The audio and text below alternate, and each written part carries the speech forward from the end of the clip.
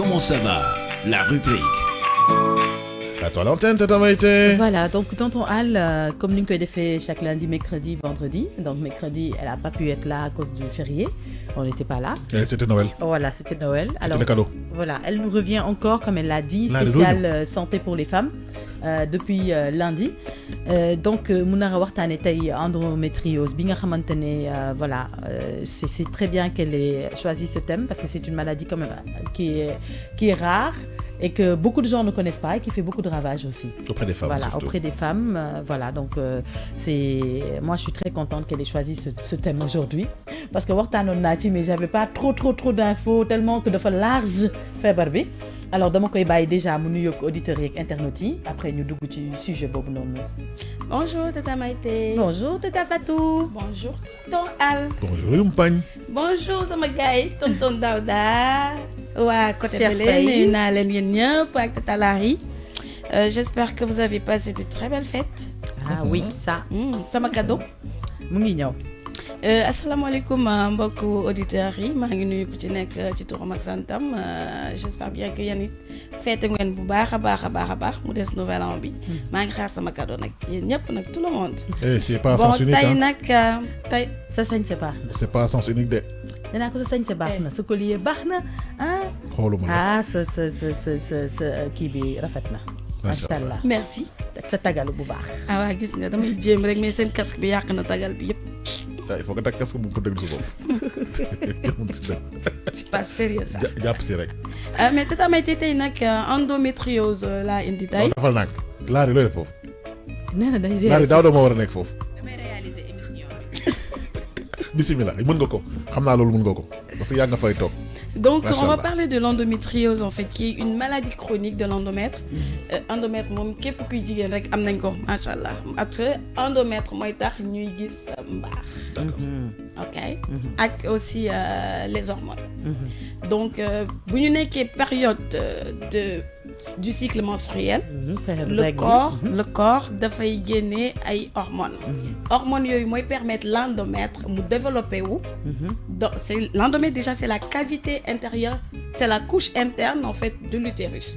Moom dafay épaissir mu adoucir toog xaar doom di ñëw. D'accord.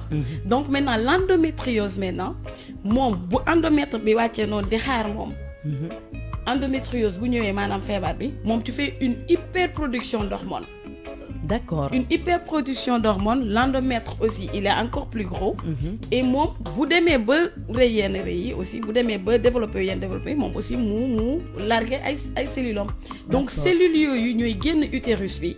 dem fu leen neex nag fu leen neex la ñuy taxaw ñoom fu leen neex la ñuy taxaw. ñoom daal dañoo dëgër bopp créer fa seen touche.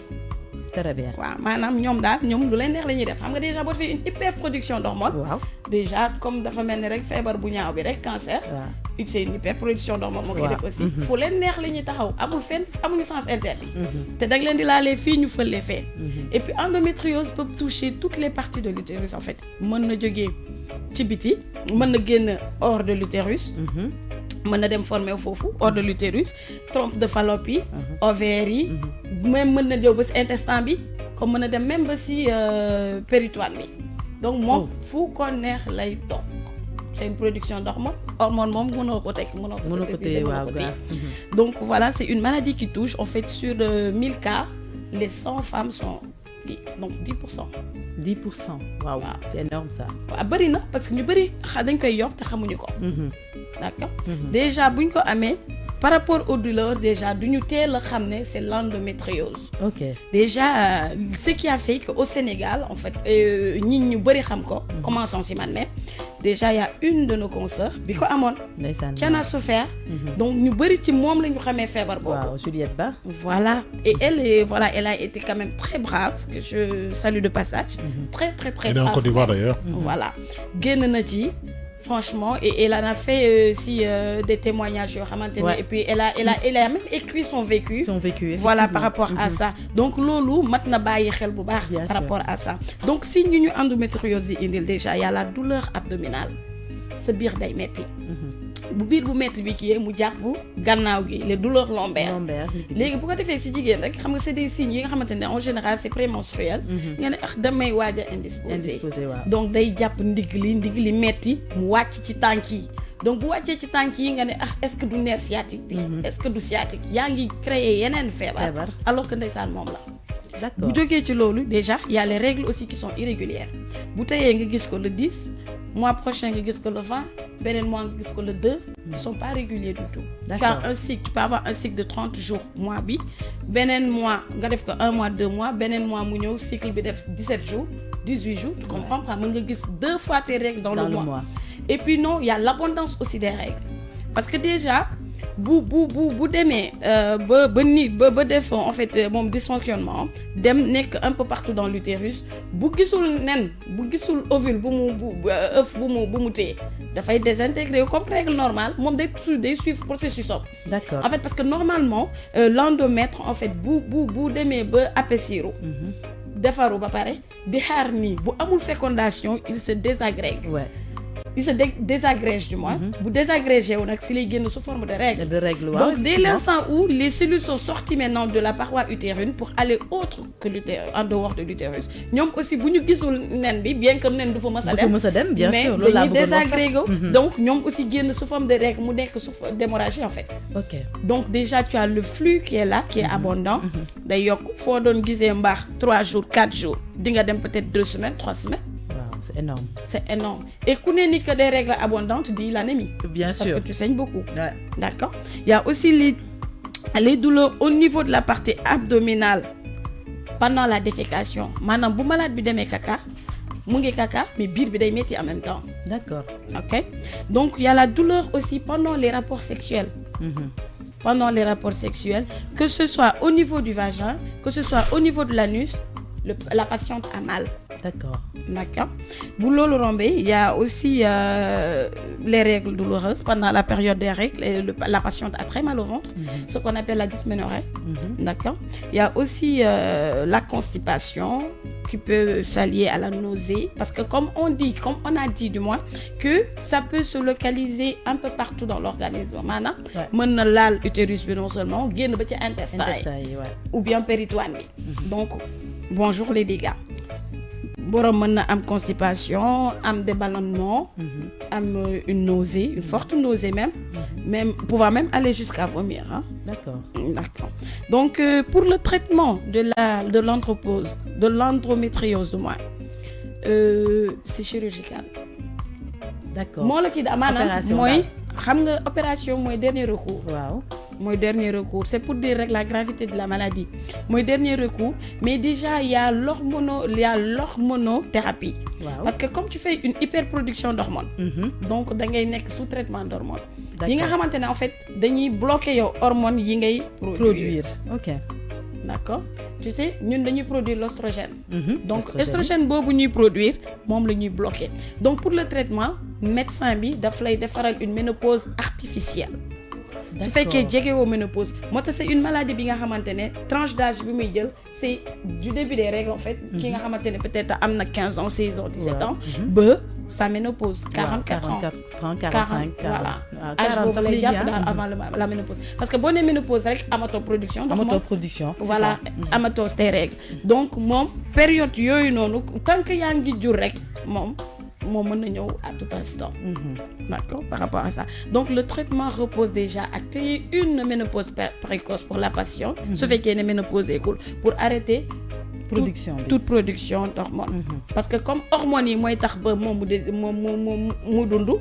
Parce que hormone bi mooy tax ba moom la période des menstrues mu ñëw. Te période des menstrues boobu moom dafay def lu ëpp moom dafay produire hormone bu bëri boobu mooy tax cellulome yi moom aussi génn dem nekk fu leen ne donc hormones yooyu la ñuy arrêté. D'accord. Hormones yooyu la ñuy arrêté mais c'est un traitement à vie. J'imagine. Hein? C'est un traitement à vie parce que tant que parewuloo ménopause c'est un traitement que tu vas suivre ba bi ngay ménopause. Voilà donc déjà boo commencé hormonothérapie bi mën na dem ba réer après à long terme. Mën na dem ba réer mais si ñenn ñi ñu ci ëpp du réer dañuy obligé am recours chirurgical te bu ñu nee chirurgie rek fépp bu ñu ibbee bu fekkee ni c'est l'utérus sax neex na gérer parce que da ngay génnee utérus bi nga teg fee mais dès l'instant où mu laal le péritoine déjà mën na def une péritonite bu demee au niveau des intestins ça crée autre chose ça va toujours faire voilà ça va toujours faire déjà en fait des infections à n'en pas finir ça va toujours faire des hémorragies à n'en pas finir donc patient bi dafay dem ba dafay anémique manqué deret du amati sax doole bien sûr d'accord donc traitement yooyu ñaar yooyu la d'accord alors si je comprends bien Fatou donc tey muy loo xamante ne du lu ñuy du loo xamante ne dañ la koy transmettre du loo xamante ne par exemple dañ la koy da nga ko daf lay dañ la koy wàll ou je ne sais pas donc c'est quelque chose boo xam ne si nit la nekk en fait sa yaram ci boppam moo koy produire sa yaram ci boppam moo koy mais tonton Al man nag maa ngi daanu non doo daanu daanu moom te ñu ngi may xool maa ngi wàcc di yéeg rek nag daanoo ko ba léegi waaw baax na donc maintenant les complications de l'endométriose déjà la première complication c'est l'anémie bu anémie bi bu ñu gérer wu déjà patient bi déjà boo amee sax ay règles yu abondantes boo demee au niveau de l'hôpital boo demee sage-femme bi daf lay bindal ay fer donc yow boo demul hôpital jëloo fer foo jëm waaw y a l'anémie bu loolu rombee y a l'infertilité doo amati doom di nga dem am doom day metti parce que pour nga am doom foog nga ovuler te hormones yi dafay stopper ovulation donc ce qui veut dire que moom doom moom waaw loolu laa doon bëgg ñëw sax ci question boobu noonu parce que tout à l'heure tu as parlé de production d'hormones bi nga xam ne dañ koy wàññi alors tey bu ñu éliminer production d'hormones boobu rek mooy yow moom jur moom bokkatuloo ci. waaw bokkatoo ci génne nañ la si raaw bi. ci raawu jur bi ba traitement bi jeex. te bu fekkee ne traitement bi jeexul ba nga ménopause. ça veut dire que à vie tu es parti pour ne pas am doom. voilà kon maanaam tey bu fekkee yàlla dimbali na la nga jot a am doom avant sax moo tane daal. moo tane. sauf que aussi am na ñoo xam ne ils ont recours à faire en fait une FIV une fécondation in vitro. Donc bien que la religion. et puis xaw ma ko woon sax déjà religion daf ko. waaw loolu moom yàgg na. loolu religion moom yàgg na ko kii ça peut aider un peu. xam nga parfois moom on peut pas aller au-delà de la religion mais parfois il faut un peu pour yow sa bien-être donc ñu bari même bu dee xam nañ ne religion bañ na ko. in vitro mooy par exemple keneen. in vitro déjà. voilà keneen mën na la porter keneen mën na la porter comme yow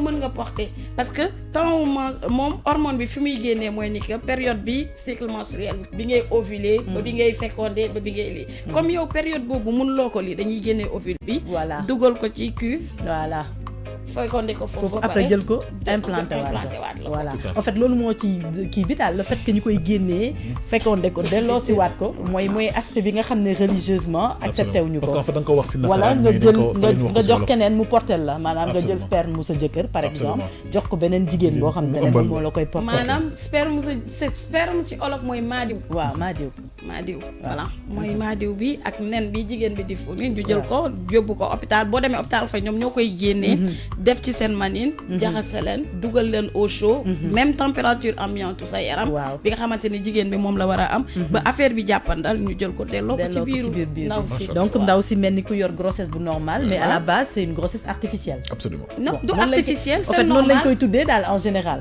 non du artificiel en fait c'est juste qu'on t'a aidé à féconder c'est juste ça parce que tu as porté tu vas avoir toutes les sensations il y aura le lien maternel en fait c'est juste le premier mois de grossesse boobu ou bien les quelques semaines de grossesse boobu yow loolu naturel quoi voilà dund en fait parce que ci biti la amee mooy déjà les premiers symptômes xëy na les premiers signes yi nga dul am déjà bon retard de règle bi voilà ak retard de règle bi et tout ci biir loolu aussi les infections vaginales parce que tout ce qui touche le vagin déjà am na ñoo xamante ne sax bu ñu indisposé une semaine bu ñu paree dañuy am infection parce que ni ñuy toppatooree seen bopp durant cette période là set bi du demee noonu tu vois donc waxtuma nag nga gis règle à long terme nga gis ko pendant 40 jours pendant 3 semaines en fait déjà ça te fatigue ba pare voilà quoi hygiène qualité boobu moo dul am de voir et loolu aussi li ci bon tamit ni ci endométriose ça peut toucher aussi la vessie patiente bi am une incontinence urinaire donc incontinence urinaire déjà bu sentir ni elle a envie de faire pipi avant de se lever affaire yi jàll na effectivement donc dootul mënati retenir ay urine yooyu yëpp ci complication yi la. d'accord waaw c'est vrai que même quand tu regardes dans l'explication bi nga xam ne Juliette moom la defoon elle a expliqué beaucoup d'aspects dans ce sens moom sax da doon wax ne da daan am jékki-jékki rek daanu. ay crises yu doy waar yoo xam ne da ko daan def et tout ça là donc pour dire aspect yi nga xamante ne bëri na yu mu mën a manifester wu daal. mais deret mooy nit.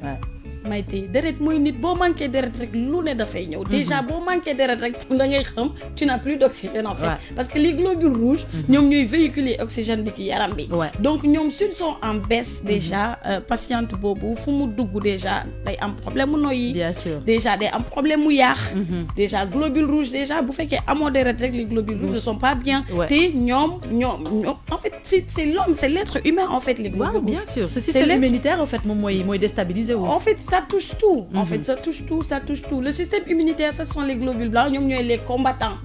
Bataille. Mais les globules rouges, ils sont là. Nit bu amul deret foo jëm. gisuma ko de. da ngay am recours xoolal dañ lay defal fer ngay naan plus nga dem di naan mënatoo ñu lay defal fer injectable. nga dem mais attends da ngay dem sax ba nekk comment. ton cerveau dafay nelaw parce que amatul deret. bien sûr donc loolu yëpp dañ koy. parce que Juliette moom da doon expliquer ne dañ koy hospitaliser à chaque fois. Elle restait des mois en hospitalisation. tu peux faire un collapsus à tout moment. mën nga dee à tout moment. daanu rek sa cœur arrêté battre parce que et puis tu peux faire complication bi. oui du moment où deret bi mooy dawal. cœur bi dootul day pomper mais du am deret. le cœur est anémique et là c'est la mort. bien sûr et là c'est la mort. mais comme ni ko Ndeye Mbaye Sodi waxee rek moom elle est en train d'intervenir depuis tout à l'heure on la remercie déjà ci participation boobu noonu mu ngi naan donc il faut toujours aller voir le médecin maanaam il faut régulièrement aller voir le gynécologue. mooy li may wax rek jigéen dara xajul ci nit lu tuuti li nga am rek muy wàllum jigéen par exemple bu dul metti bopp demal ci généraliste ak leneen wala infirmier parce qu'ils sont là pour ça. À défaut de voir un médecin tu vas voir un agent de santé. bien sûr parce que tuuti xam nga tamit sénégalais dañuy mën a xeeb nit. ki nekk hôpital ba ñu jox ko blouse blanche c'est parce que yàlla peut-être am na daal une formation bi nga xamante ne non bu dee sax c'est pas un niveau bu dee amul bac amul BFM sax. Il y a des aides-soignants qui sont là qui ont été créés qui ont été formés pendant 2 ans 3 ans.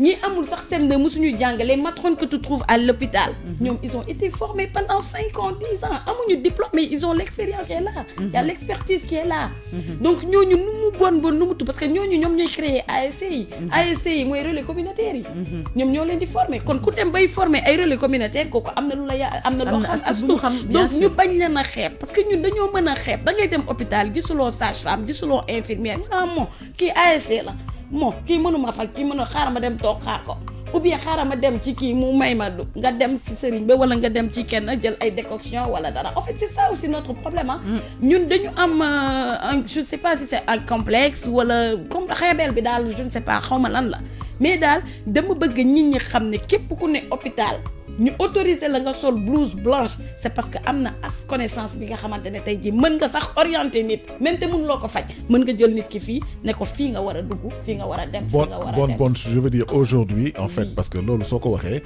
nit lambda bu mel ni man quand je vais dans un hôpital aussi je m'attends à voir un médecin wala benn sage-femme quand je suis une femme parce que ainsi de suite mais je m'attends pas à voir quelqu'un juste en face de moi xawma la xawma si ban corporation la bokk rek ma ñëw ne ko écoute faj ma parce que il faut que ñu inciter nit ñi suñu demee hôpitaux yi ñu dem si accueil yi ñu mun leen orienter en fait. Il y a des salles de tri. Voilà même c'est ça qui est maintenant même dans les postes de santé dafay am ay salles de tri mooy fi nga xam ne fa ngay dugg ñu jëlal la say constante moom tous les médecins dañ koy soxla parce que mooy base bi ba pare. mooy fiche bi ñu lay jox au début. dañ lay jox benn fiche nga dugg ñu jëlal la sa tension jël sa poids jël sa température jël sa pouls ne la toogal xaar ko fii wala toogal xaar tel médecin foofu ñoom ñoo la mën a wax ñoo lay orienter.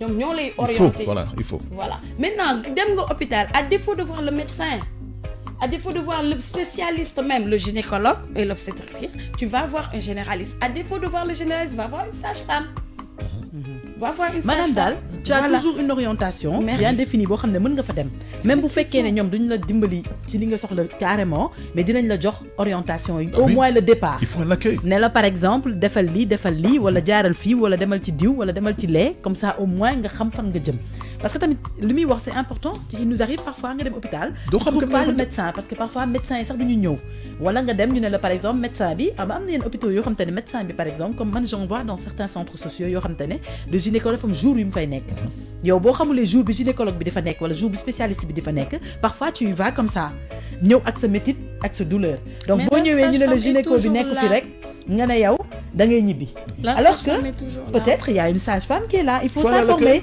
xam nga il faut s'informer koo taseel mu sol blouse comme elle dit demande-lui man dama bëgg dem dama lii moo ma dal diw laay seet bu la ne diw neew fi mais diw moo fi nekk demal seeti diw au moins tu as cette orientation là mais c'est vrai que parfois da ngay gis nit ñi mu romb la nga ne sama xel infirmier la amuluma benn njëriñ xamuloo waaw da nga xeeb infirmier boobu te moonte infirmier boobu de il a un diplôme universitaire surtout maintenant avec le système LMD on leur forme avec pour avoir la licence parce que da ngay nekk nga am sa bac à l'université bac moo la fay dugal la formation d'infirmier et sage-femme bac moo la koy def loo maintenant donc c'est le même niveau que celui qui a sa licence et maintenant on tente le système LMD c'est la licence le master et le doctorat donc ñu bàyyi di xeeb infirmier yi ak sage-femme yi parce que dañuy am doctorat aussi au même titre que le docteur des docteurs en sciences infirmières en sciences infirmières obstétricales et des infirmiers en sciences obstétricales carrément qui sont des sages-femmes docteurs effectivement déjà que je remercie et que je salue de passage muy madame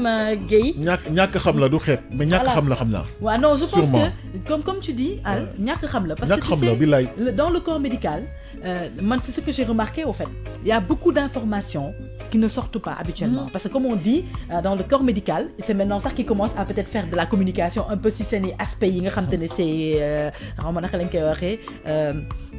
koy waxee mooy éthique ci seen aspect éthique am na yu bëri éthique et déontologie ils ont plein de restrictions là-dessus d'informations moo tax nit ñi c'est bien ñu leen di wax genre info yi ñu koy xam mais ba tey bokkul su ma nee xeeb la tu sais pourquoi parce que infirmier ak sage-femme sax tane na parce que mooy rawale donc ils ont toujours respecté les sages-femmes syndicaliste waaw loolu moom non dañ leen yàgg respecté non du syndicaliste xam nga lan la depuis suñuy jamono maam dañ naa moom infirmier breveté la infirmier la du docteur te infirmier mooy rakku docteur ndax tout ce que c'est le docteur l'infirmier c'est bon à savoir voilà c'est bon à savoir la formation de médecin c'est 7 ans l'infirmier a été condensé ci formation médecin ñu formé ko en 3 ans mu def une certification un examen d'état donc examen moo ko tax a doon infirmier d'état boobu am na loo xamante ne xam na ko as peut-être médecin bi moom lim la mën a wax ci feebar bi maanaam su fekkee la leçon 22 pages la l'infirmier dañ ko réduire def ko en 5 pages ok tu comprends mais c'est la même chose l'infirmier du wax médecin teg ci dara sauf que nag dafa am aussi moom selon hiérarchie foo xam ne dafa war a yem voilà fa lay yem loo xamante ne docteur bi moo ko war a yeggali non docteur sax mooy def mooy bind infirmier appliqué waaw noonu la d'accord tu comprends mais il y a des postes de santé yi nga xamante ne il y a des infirmiers chefs de poste ñoo bien sûr mais non dans ce cas-là dans certaines maladies infirmier bi du ci mën a sori il réfère day référer day jógee en fait du jël rek référer hôpital dafay référer parce que le centre de santé la case de santé dafay jël assistant infirmier moo fay nekk assistant infirmier chef de poste mu jël ou bien parfois des infirmiers chefs de poste mais par rapport ak nomination bi ak li fay nekk ak même si wàllum paj bi sax li fa nekk ci configuration ba voilà donc moom mooy l'infirmier le poste de santé mooy supérieur donc yow boo recevoir ci case de santé bi loolu mooy protocole bi dañ koy jël yóbbu ko au niveau du poste de santé d'accord au niveau du poste de santé l'ICP recevoir ko bu ko recevoir gis ni lii mënu ci dara dafay calmer defal ko le protocole pour l'évacuation il évacue vers un centre de santé là où il y a un médecin chef qui est là un gynécologue qui est là d'accord et les centres de santé dafay am bloc les centres de santé il y en a beaucoup c'est comme Nabil Choucair c'est comme CTO etc non CTO c'est un hôpital d'accord maintenant bu ñu tee ñoom li tax ñuy évacuer du ñàkk xam-xam bi parce que ce sont les mêmes médecins qui sont dans les hôpitaux et autres ñoom ils ont été affectés là-bas mais peut-être par rapport ak logistique bi le matériel et peut-être dans les hôpitaux tu as des professeurs qui sont là-bas oui effectivement tu as des professeurs et maintenant même dans les centres de santé on a tendance à avoir maintenant des professeurs qui sont là-bas bien sûr voilà à Philippe Senghor je salue le professeur Ba qui est là-bas waaw dañu commencé di leen su may wax dafa naan ma moo fii ñun dañoo taxaw de publicité lu ma leen nag ñun dañoo taxaw parce que y a un professeur anesthésiste qui est là voilà au lieu d'un technicien bien sûr donc maintenant faj moom ñu ngi fépp docteur nañ ñu jël kër docteur yi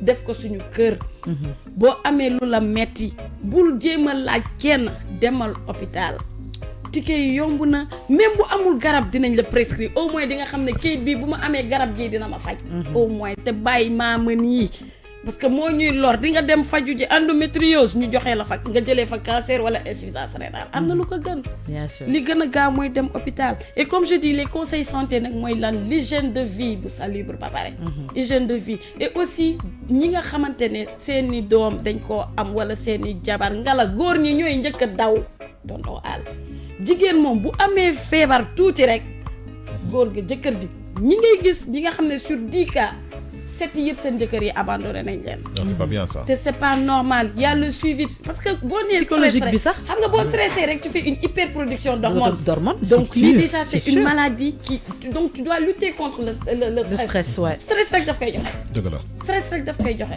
donc dañu war a jàppale suñu jigéen jàppale góor ñi dañu war a jàppale jigéen ñi soutenir leen tee leen assister leen di leen gunge hôpital parce que lii feebaru hôpital la di dem tout le temps ak ñoom di bokk ak ñoom seen i jàngaro di leen réconforter. nee naa ko loolu mooy suñu devoir sax. li ñuy wax booy bu jàkk ji ak li ñuy wax fépp ak mairie beeg lépp le meilleur et le pire c'est dommage que nit ñi moom meilleur rek lañu xam Absolument, c'est vrai. jigéen moom mën na bu piree sax mu toog fekkee waaye góor ñi moom bu pire amee ñu takk seen i dëbës wari ji Et meilleur c'est dans les deux sens.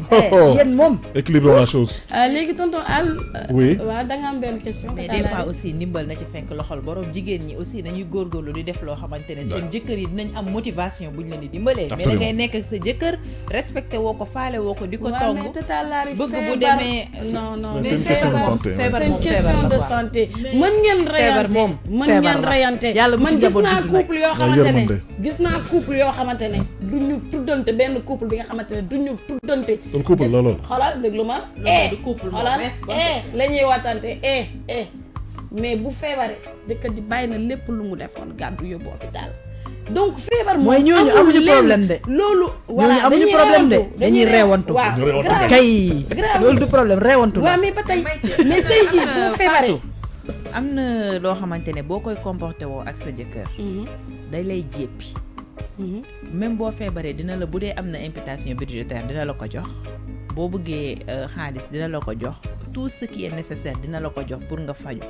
mais ne serait-ce que mu yóbbu la man de personnellement su ma doon góor sama jabar mayuma jaam mayuma salaam di ma woowee eew ak respecté wu ma amul benn respect dinaa def sama devoir de mari mooy bu feebaree dinaa ko faj dina dara du manqué mais hôpital billaay yaa fay demal sa bopp boo ñëwee ordonnance boo indi ma jox mais la c'est que laar yi xam nga lan mooy défaut bi par rapport ak loolu man je me dis que peut-être koo xam te ne njaboot amu fa mais njaboot bu xasee ba am jigéen boobu loo ko bañ say yaayu doom la da ngay aar jigéen boobu pour say njaboot en fait tu ne le fais plus pour toi mais tu le fais pour ses enfants yi nga xam ne tey bu cóolee rek ñoom ñooy ñàkk c'est ça amul njaboot jigéen question da nga koy bañ ba pare waaw mais.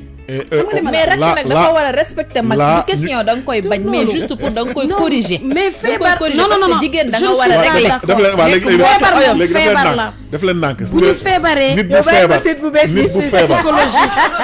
nit bu feebar non dama lay da nga koy assister feebar égale assistance voilà c'est ça loolu moom que tu sois mon pire ennemi Tata Maïté nous sommes à l'hôpital parfois sa pire ennemi na ma yàlla jéggal mais on est en société parfois sa ennemi ñëw mais da nga koy toppatoor parce que dafa feebar bu sañoon yow boo sañoon moom asa parce que elle n'a rien fait à Dieu pour mériter ça yow moom deful dara yàlla ba tëdd fii yow defaloo dara yàlla ba mériter la place que toi tu as alors que moom mu ngi tëdd donc da nga koy jàppee ni yow da nga si sant yàlla ne tëddoo place boobu mais da nga koy jàppale surtout dans ces cas de maladie là bien sûr en fait non assistance bi moo leen di gën a sonal en fait Juliette au début c'était un peu difficile parce que nit ñi xamuñu woon feebaram te bëggu ko woon na exposé parce que buy dem ci témoignage am boo koy déglu da ngay jooy mais bi ñu te xoolal machallah aussi elle a eu le soutien en fait de la boîte là où elle travaillait de son mari nga xamante ne de son mari c'est même boîte bi mu doon liggéey parce que dafa doon toog parfois di def émission en pleine émission mu def ay mu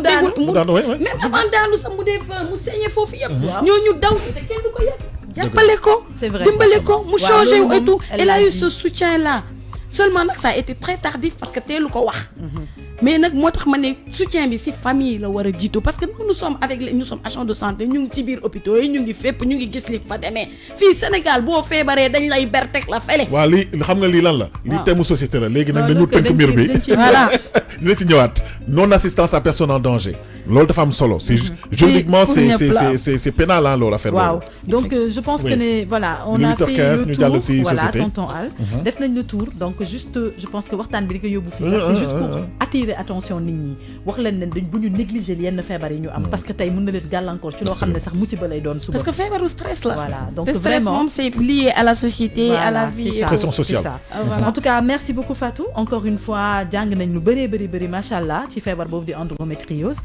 nit ñi daan ko dégg rek xamuñu woon lu mu doon tey tu nous as bien expliqué les choses telles qu'elles sont pour que nit ñi tamit mën a bàyyi tamit xel ci yenn réaction yi seen yaram yi di am parce que tey sa yaram bu réagir rek war nga mën a boo comprendre rek comme tu dis daw dem hôpital comme ni ko Ndeye Meyssa doon waxee sànq il faut aller voir le médecin parce que y a quelque chose de bizarre donc loolu attitude boobu tant que nit ñaa ngi koy am rek je pense que mën na leen jàppale ci lu bëri donc vraiment ñu lay remercier di la bàyyi man maa ngi leen di remercier aussi ma di leen jox di jaje inchallah lundi si yeneen thème inchallah nga ñëwati rek yëngalati fi waaw et puis aussi je dis aussi aux internautes selon aussi ñoom aussi seen ay selon ñoom seen i mbébét aussi seen i question lu ñu bëgg a xam nañu dugg ci site bi wax ko fa donc ñun ñu traité aussi mën nañ tamit di traité selon ñoom seen demande voilà selon ñoom seen demande maa ngi lay remercier bu baax Ndeye Meyssa aussi te di la jaajëfal bu baax allez ciao ciao et merci alandi moytu glissé